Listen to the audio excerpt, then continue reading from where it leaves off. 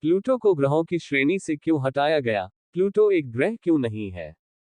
Pluto को 2006 में ग्रह सूची से हटा दिया गया था क्योंकि इसने अंतर्राष्ट्रीय खगोलीय संघ (IAU) द्वारा शब्द की परिभाषा के अनुसार ग्रह होने की आवश्यकताओं को पूरा नहीं किया था। IAU ने सौरमंडल निकायों को 3 श्रेणियों ग्रहों, बौने ग्रहों और छोटे सौरमंडल निकायों में वर्गीकृत किया था। एक ग्रह के रूप में परिभाषित की जाने वाली आवश्यकताएं, जैसा कि IAU का निर्माण करने वाले खगोल विज्ञान विशेषज्ञों के वैश्विक समूह द्वारा कहा गया है, ने कहा कि एक ग्रह होने के लिए एक आकाशीय शरीर को अपनी कक्षा स्पष्ट करने की आवश्यकता है। इसका मतलब है, शरीर को अपनी कक्षा में सबसे बड़ा गुरुत्वाकर्षण बल होना चाहिए। प्लूटो ने इस कसौटी को पूरा नहीं किया क्योंकि कुइपर बेल्ट ऑब्जेक्ट्स और जमे हुए गैसों ने अपनी कक्षा को साझा किया। इसके अलावा, उसके पड़ोसी ग्रह नेपच्यून के गुरुत्वाकर्षण बल ने भी प्लूटो की कक्षा को प्रभावित किया। यूनिवर्सिटी ऑफ सेंट्रल फ्लोरिडा के 2018 के शोध में कहा गया है कि IAU की ग्रह की परिभाषा ठीक नहीं थी।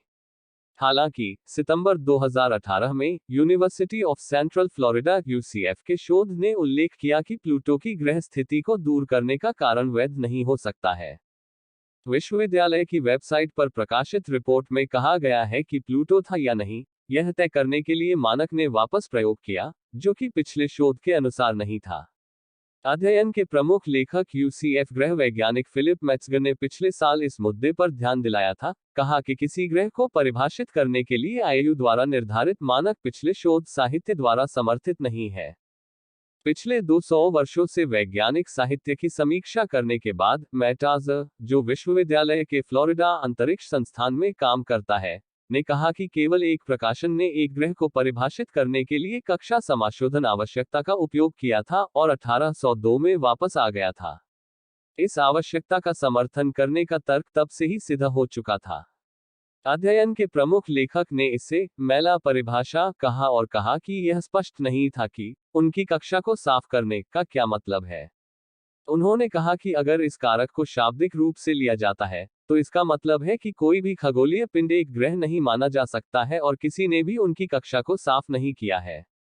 एक ग्रह की IAU परिभाषा हमारे सौर मंडल में दूसरे सबसे जटिल, दिलचस्प ग्रह को छोड़ देगी, मेट्जगर ने कहा।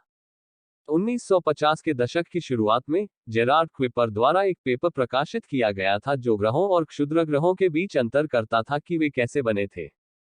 निर्माण का तरीका ग्रहों और अन्य खगोलीय पिंडों के बीच विभाजन का एक वास्तविक बिंदु था, लेकिन मेट्जगर ने कहा कि यहां तक कि इसे ग्रहों का एक परिभाषित कारक नहीं माना जाता था। IAU की ग्रह परिभाषा नियमित रूप से टूटी। मेट्जगर ने कहा कि एक ग्रह होने के लिए IAU की परिभाषा लंबे समय तक ग्रह वैज्ञानिकों द्वारा ध्यान नहीं दी गई थी। उन्होंने कहा कि बृहस्पति के यूरोपा और शनि के टाइटन जैसे चंद्रमाओं को गैलीलियो के समय से वैज्ञानिकों द्वारा ग्रह कहा जाता है। उन्होंने कहा, अब हमारे पास ग्रह के वैज्ञानिकों के 100 से अधिक उदाहरणों की सूची है जो ग्रह शब्द का उपयोग इस तरह से करते हैं जो IAU परिभाषा का उल्लंघन करते हैं, लेकिन वे ऐसा इसलिए कर रहे हैं क्योंकि यह कार्यात्मक रूप से उपयोगी है, उन्होंने आज की रिपोर्ट के अनुसार कहा। एडू तो एक ग्रह को कैसे परिभाषित किया जाना चाहिए? फिलिप मेट्जगर के अनुसार, एक ग्रह को उन गुणों पर परिभाषित किया जाना चाहिए जो समय के साथ बदल सकने वाले कारकों के बजाय आंतरिक हैं। किसी ग्रह की कक्षा की गतिशीलता स्थिर नहीं थी, लेकिन केवल एक वर्तमान युग में एक शरीर का कब्जा था।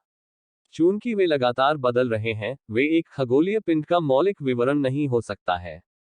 मेट्जगर ने सिफारिश की कि ग्रहों को इस तरह से परिभाषित किया जा सकता है, यदि वे अपने स्वयं के गुरुत्वाकर्षण के आधार पर गोलाकार बनने के लिए पर्याप्त हैं। और यह सिर्फ एक मनमानी परिभाषा नहीं है, मेट्जगर ने कहा। यह पता चलता है कि यह एक ग्रहों के शरीर के विकास में एक महत्वपूर्ण मील का पत्थर है, क्योंकि जाहिरा तौर पर जब ऐसा होता है, तो यह शरीर में सक्रिय भूविज्ञान शुरू करता है। सौर मंडल में 44 से अधिक प्लूटो जैसे शरीर। प्लूटो एक ग्रह है या नहीं इसके बारे में बहस जारी है क्योंकि यह एक ग्रह नहीं बल्कि एक बौना ग्रह के रूप में वर्गीकृत किया जा रहा है और दुनिया भर के कुल खगोलविदों के केवल 5% द्वारा लिया गया है। हमें यह ध्यान देने की आवश्यकता है कि हमारे अपने स्वयं के सौर मंडल में लगभग 44 अन्य स्वर्गीय निकाय हैं जो प्लूटो के समान आकार के हैं। तो स्पष्ट होने के लिए, प्लूटो सिर्फ एक ग्रह नहीं है क्योंकि नासा के प्रशासक जिम